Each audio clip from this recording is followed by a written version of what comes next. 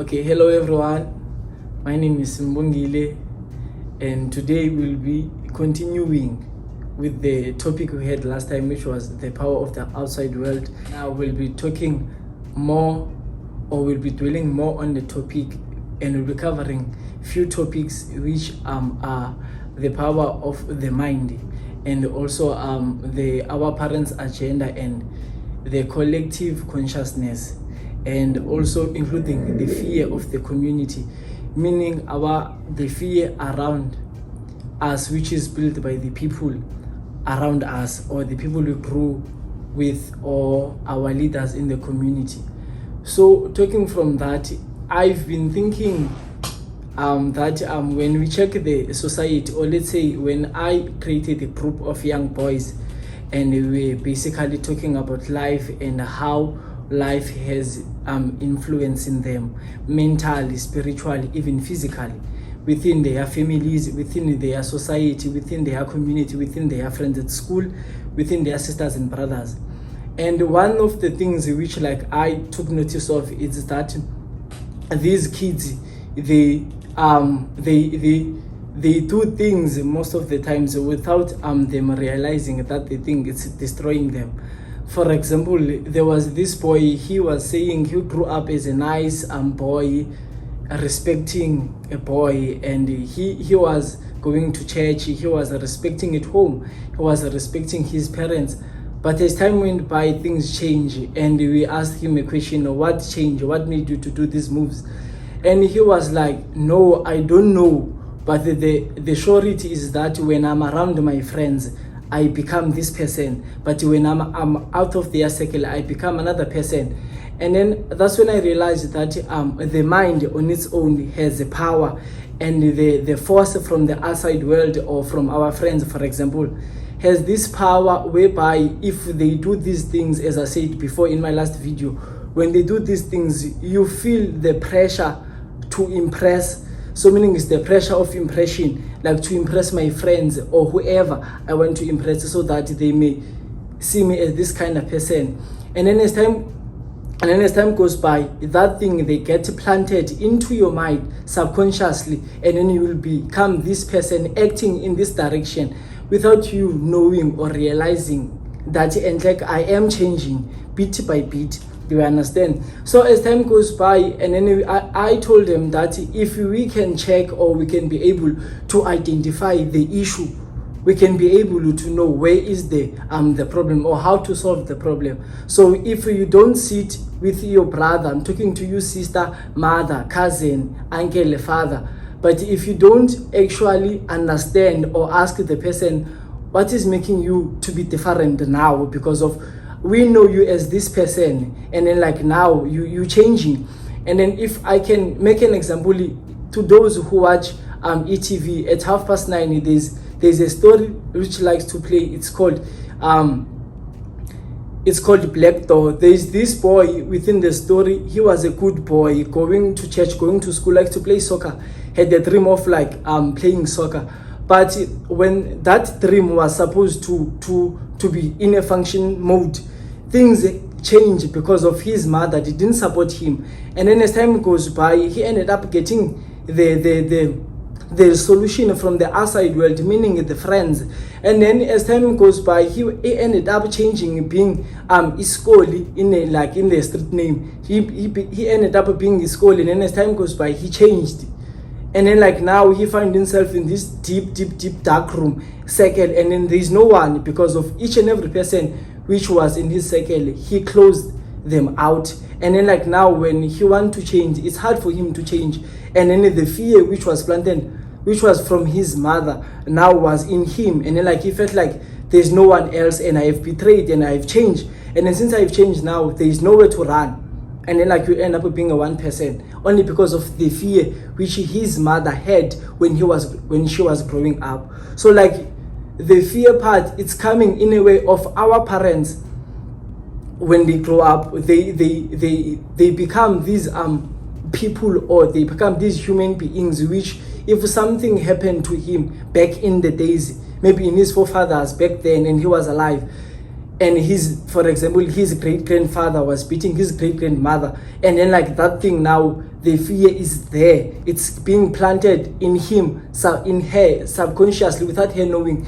And then as time goes by, he'll have that fear of when her daughter is dating maybe someone, she'll have that fear that what if that could happen, and then like that thing, it's blocking our ways, or it's blocking their ways of them being like, of them going out there and then show their talent or show what they have, because of now it's the power of impression. So like, do you realize that we basically do moves in life, but without us knowing that the move that I'm taking now is gonna like result in a situation whereby there's nowhere to run to, and then that's the fear being planted. And the fear, it's very dangerous if we don't deal with the fear of being like in a wrong position. Then the meaning will never go away. This world will just continue with this gender-based violence, for example, with drugs, with everything, because of now they are scared that we will also become them. And in their mind, what they are doing to us, it's like in a right way, meaning our parents, our community leaders and stuff, etc. They are close to us. We meaning I like to dwell more on our parents, sisters, brothers, whoever is within the circle, stepmother, stepdaughter, step uncle, step whatever. Those people are the ones which makes us in a way, and those people are the ones which are basically controlling or showing us who must you be and what must you do and whatsoever. And then sometimes we are, when we are young, we are basically in a prison, if I would say. I'm saying in a prison because when we young, we are told what to do, and we are told not to do what not to do. So as time goes by, we end up growing as those young people, doing whatever we are told to do, depending. And sometimes it depends in a situation where you grew up into. Sometimes you may be lucky, you grow up like in a family whereby everything is there, and then sometimes you may be lucky growing like my father is a pastor, even though sometimes your father can be a pastor and then you can be something else. And then sometimes most of us, we when we grow up, we are around a negative environment, and in that negative environment, even at home, it has this thing of it. When like it comes to us, we growing up with that thing of knowing, okay, this is the life. If like someone is doing something wrong, the only punishment is to maybe kick them. If someone is doing something wrong, the only punishment to do is to maybe just kick them out of the house for a certain days.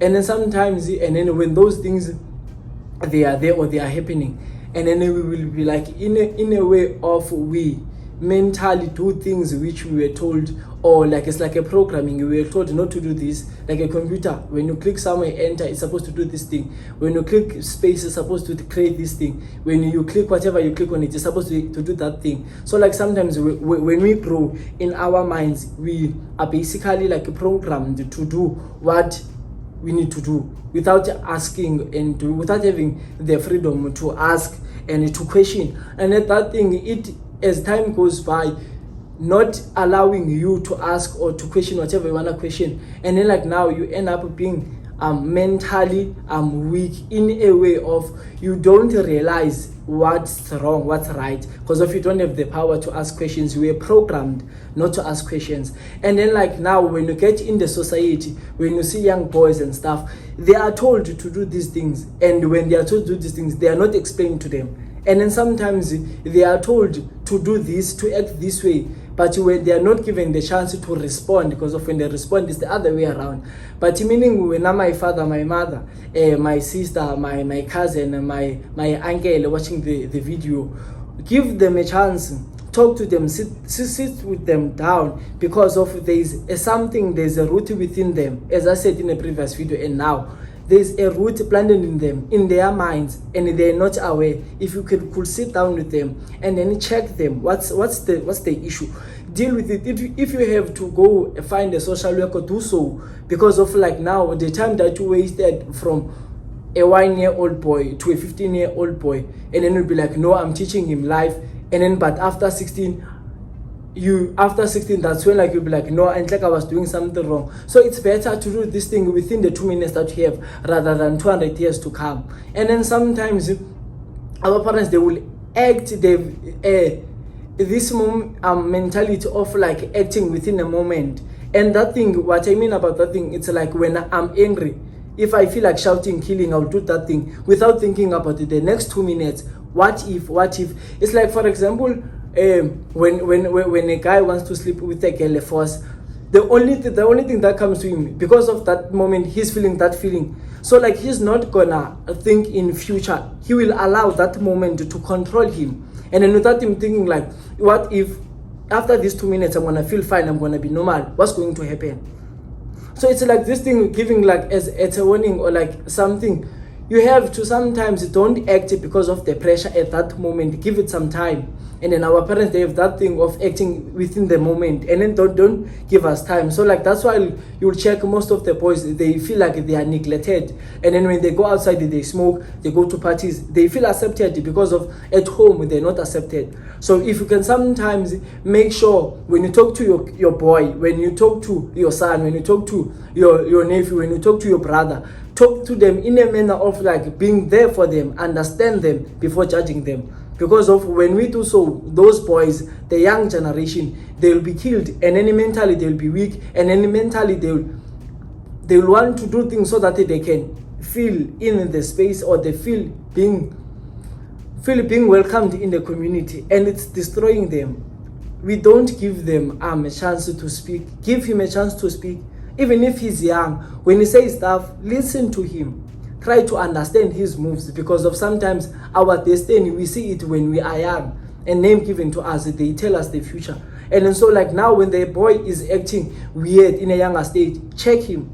It's like your son or your nephew or your brother at school is not working well. Check what's the problem, rather than shouting at them and then say you are dumb and stuff. Because of sometimes when you say to him you are dumb, you are actually planting the seed in him. And then when he goes to the class, a teacher is asking him, what is 1 plus 1? And that student is doing grade 6.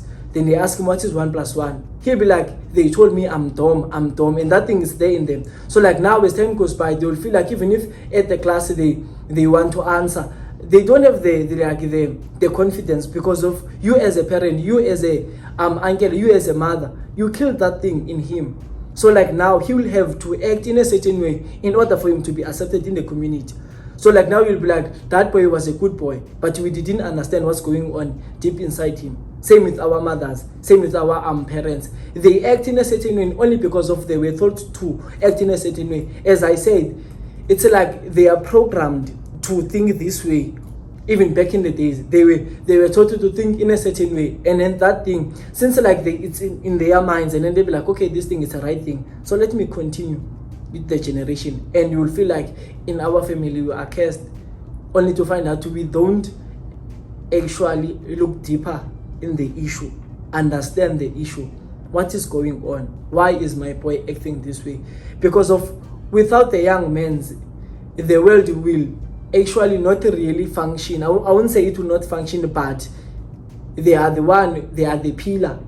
I'm not saying the women are not the pillar, but they are the pillar because of in the community, when it comes to like the black society where we stay and stuff, I would say, I don't want to use the word poor, but in our community, you'll find out if a boy is saying this thing, or let's say an elder man is saying no to something, we hear him. And in the community, in the cast, they hear him, and then they'll be like, okay, that's our leader. So like now, if you at home, you're not actually paying attention to the boy, he will pay attention to the outside ones. And then when he pays so, and then if those ones, they teach him, this is the way to live life, let's kill, then do that thing, let's go rob, that's life. And you won't say to him, you don't listen and stuff, but you didn't teach him to listen. That's one of the most thing. We don't teach our kids how to do this thing. We teach him be clever, and we don't teach him in order to be clever what needs to be done. I need this task, but in order for this task to be done, what needs to be done? You will say to your son, go and collect kettles or go and cook. but you didn't teach him how to cook. When he do things the way he thinks like it's the right way, and then you shout at him without basically showing him. So sometimes let's not shout, let's just be calm, understand the situation, and then things will come right. Everything is easy, but the way we view some things in life will make us say life on its own is hard. Until life it's not hard. Thank you so much for listening, and catch me again around this time Friday. Bye.